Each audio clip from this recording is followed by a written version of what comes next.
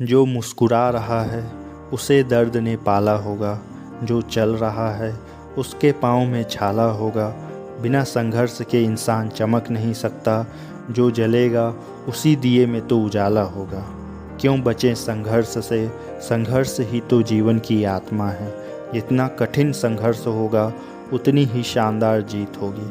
दोस्तों, आज हम जीवन में संघर्ष के इम्पोर्टेंस को समझेंगे। एक बार एक किसान भगवान से बहुत ही नाराज़ हो गया। किसान बहुत मेहनती था। बहुत मेहनत से वह खेतों में अनाज उगाता था, उसकी देखभाल भी करता था, पर अक्सर उसकी फसल खराब हो जाती थी। कभी सूखा आ जाता था, कभी बाढ़ आ जाती थी, कभी तेज़ धूप तो कभी तेज़ आंधी।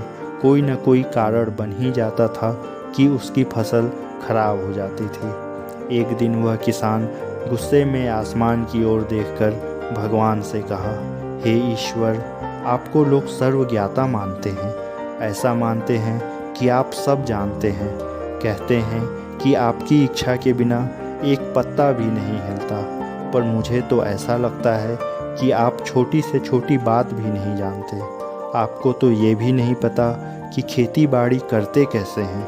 अगर आप जानते होते तो हर समय जो बाढ़, आंधी और तूफ़ान आते हैं वे कभी नहीं आते। आप जानते ही नहीं हैं कि हम किसानों को कितना नुकसान उठाना पड़ता है। यदि आप मेरे हाथों में यह शक्ति दे दें कि मैं जैसा चाहूँ वैसा मौसम कर दूँ, फिर आप देखना मैं अन्न के भंडार लगा दूँगा। भगवान किसान के तीखे वाक्य सुनकर मुस्कुरा रहे थे।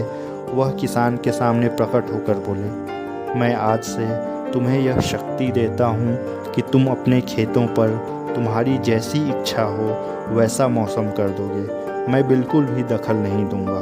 तुम्हारी इच्छा से सब कुछ होगा। यह सुनकर वह किसान बहुत खुश हो गया। किसान ने अपने खेतों में धान की फसल बोई। जब उसे लगा कि खेतों को धूप चाहिए तो खेतों को धूप मिला।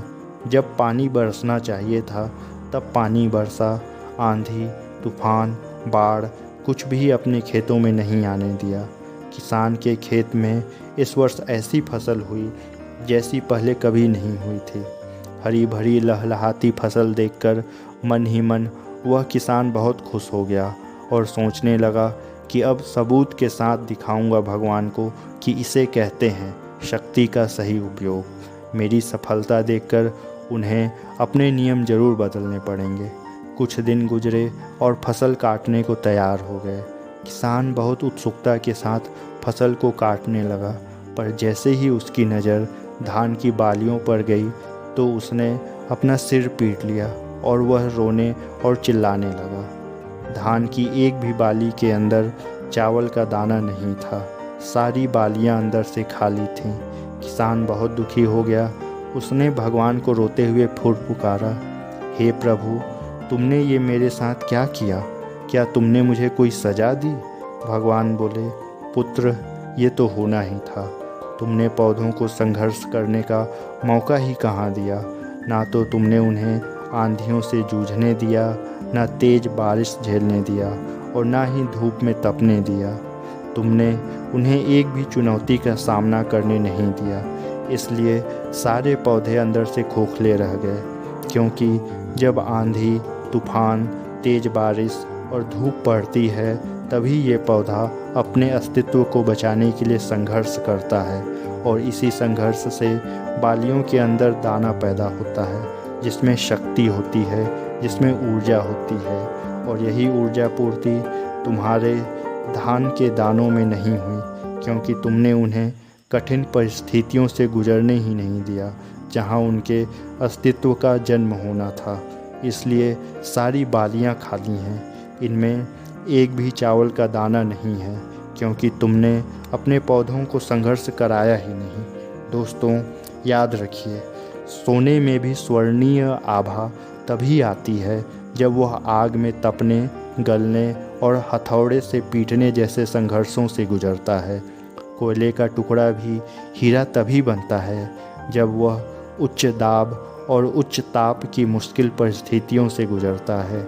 इसी तरह यदि हमारी ज़िंदगी में कोई संघर्ष ही ना हो, कोई चुनौती ही ना हो, तो हम भी धान की बालियों की तरह खोखले रह जाएंगे। हमारा कोई अस्तित्व ही नहीं होगा, क्योंकि विपरीत परिस्थितियाँ, चुनौतियाँ, समस्याएं हमें और अधिक निखारती हैं।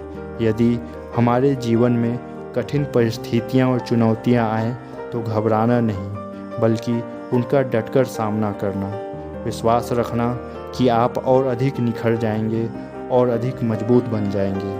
दोस्तों, किसी ने सही ही कहा है, ज़िंदगी जीना आसान नहीं होता, बिना संघर्ष के कोई महान नहीं होता। ज़िंदगी जीना आसान नहीं होता, बिना संघर्ष कोई महान नहीं होता। जब तक ना पड़े हथौड़े की चोट, तब तक पत्थर भी भगवान नहीं बनता, तब तक पत्थर भी भगवान नहीं बनता।